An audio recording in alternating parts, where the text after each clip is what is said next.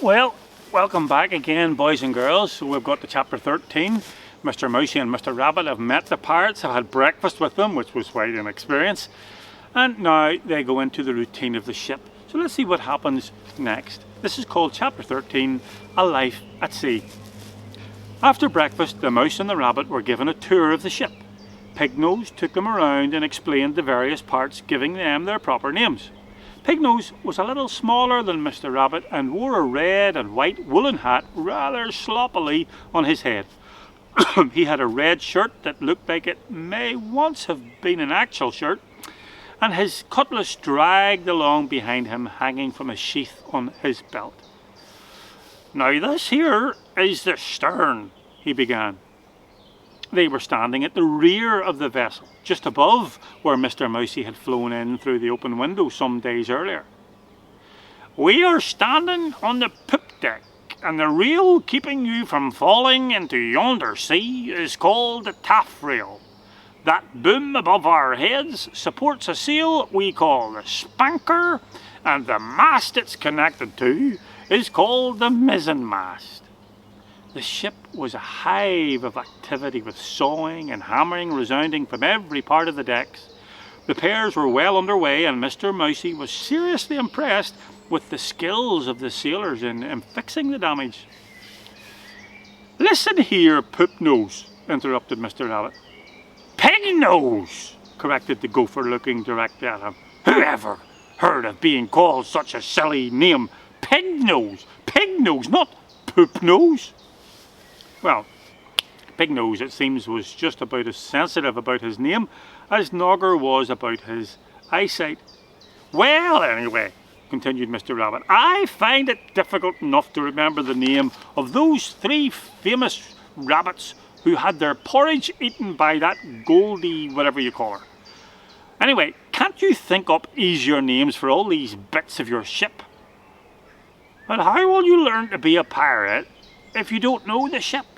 asked the gopher with a quizzical look on his face. At this, Mr. Mousey spoke up. Learn to be a pirate? What do you mean, Pignose?" Pignose seemed surprised by the question. "But you don't know? The captain says you'll be wanting to join us, so I'm to start your training on seamanship. Now, where was I? Oh yes, the sails at the top are called..." And so it went on. Mr. Mousey was only half listening, though he was thinking of something quite different. Well, as for Mr. Rabbit, well, he wasn't listening at all. "I mean," he thought to himself, "what's to it all? There's a bit that's stuck in the water, made of wood, and then there's those white, sheety things flapping about on top of poles. That's it. What else matters?" Mr. Mousey was pondering the thought that although he was glad to be well thought of by the pirates, and especially the captain, he and Mr. Rabbit were actually on a mission. Out there someone needed them, and becoming pirates didn't seem to be the way to help. Over the next few days, the two were shown a great many things, the vast majority of which, it must be said, went in one of Mr. Rabbit's ears and out the other, without visiting anything in between.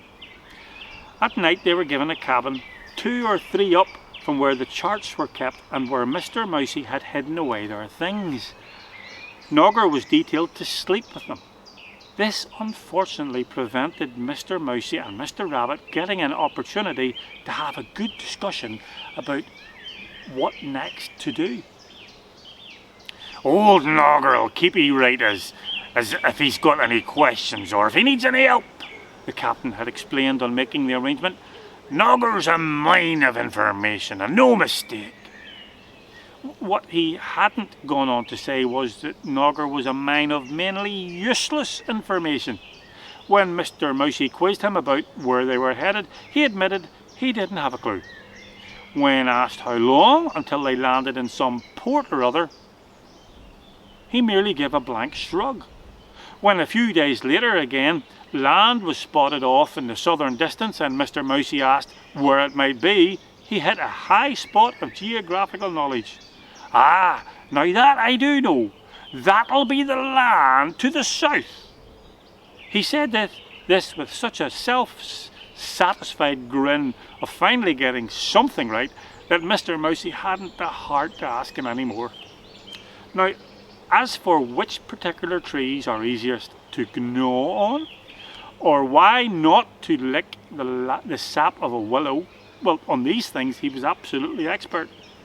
And never fell a tree as looks as if they does, it'll fall on 'ee, he declared. Before he could stop him, Mr. Rabbit asked the beaver why not. Ah, you see, 'cause it'll whack 'ee on the head and dent the wood is why.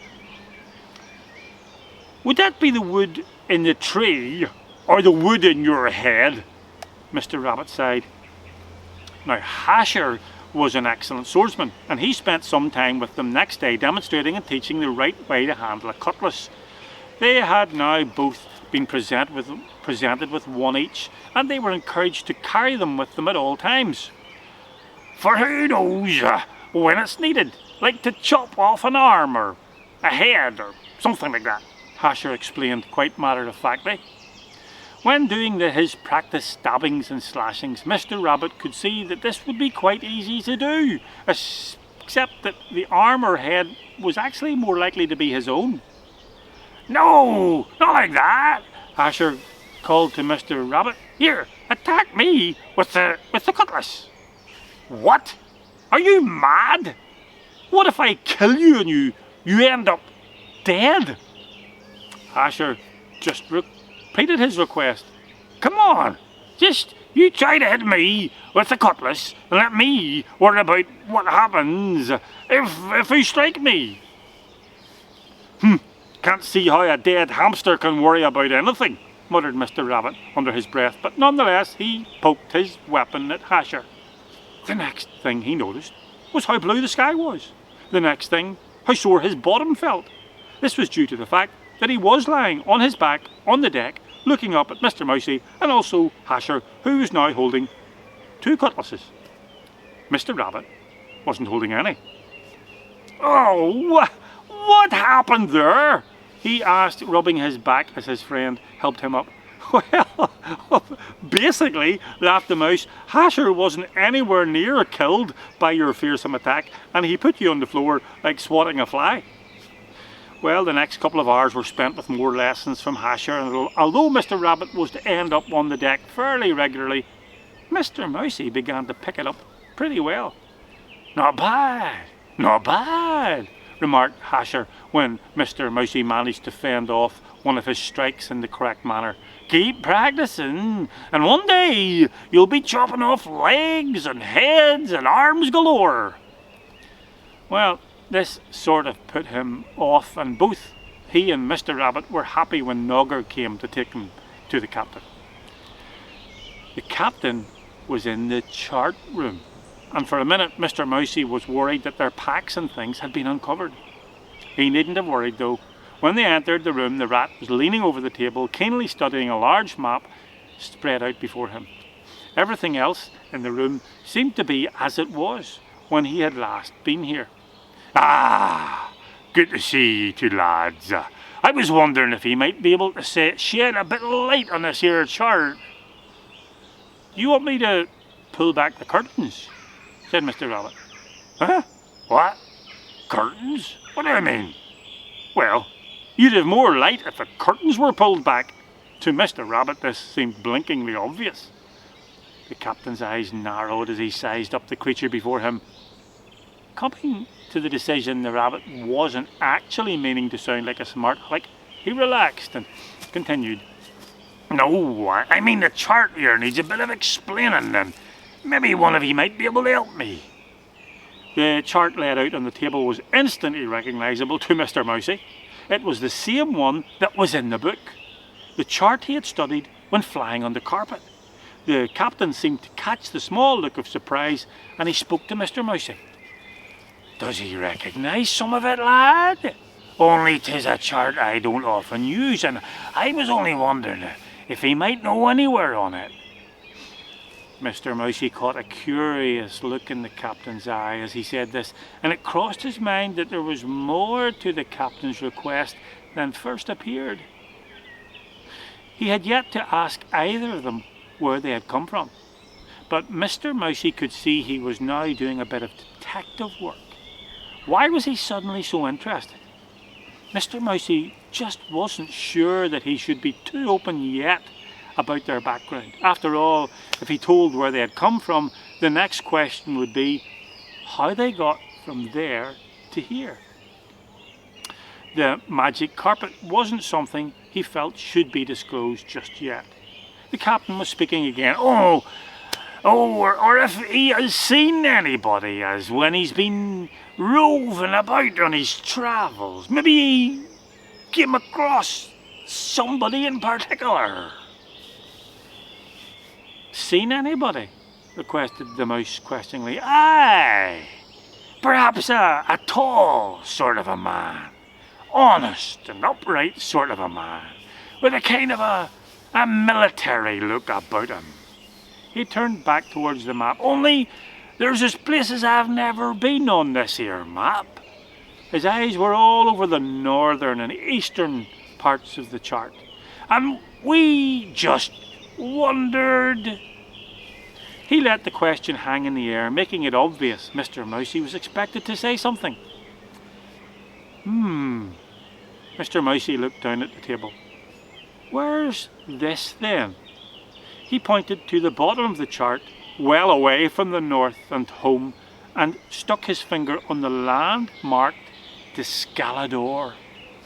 Ah, Descalador. Not a place he wants to visit, that's for sure, lad.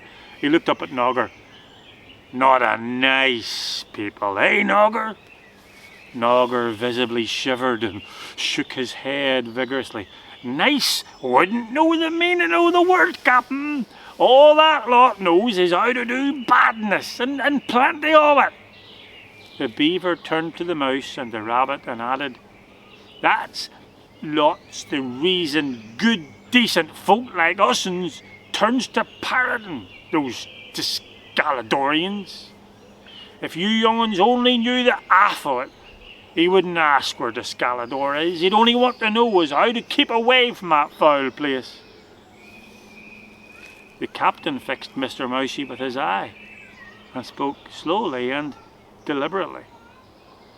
If someone ever did have a reason to go there, he would have to be mighty careful, mind. And he wouldn't go spouting about his plans either. Others have tried, Mouse. Others have tried hard. At this, Nogger nodded solemnly. Though, perhaps, unlikely heroes can manage better. He still had Mr. Mousey's eye held in his gaze, studying him almost. There was a silence for a few seconds, during which Mr. Mousey longed to say something, but could think of nothing to say. The moment was suddenly and abruptly cut by the breathless cry of a sailor bursting into the cabin. Ship ahoy, Captain! A big 'un! Oh, well, that was a shorter chapter, I know. But we'll stop there until we come to the next chapter, chapter 14. So I hope you enjoyed that. We're getting to know the characters a bit better on board this ship. And Mr. Mousey and Rabbit aren't just telling everything just yet. You know, you've got to be sure just before you tell your deepest secrets, don't you? So anyway, I hope you've enjoyed that. And next chapter will be following if you click on the link. Well, God bless, folks. Keep safe. Bye-bye.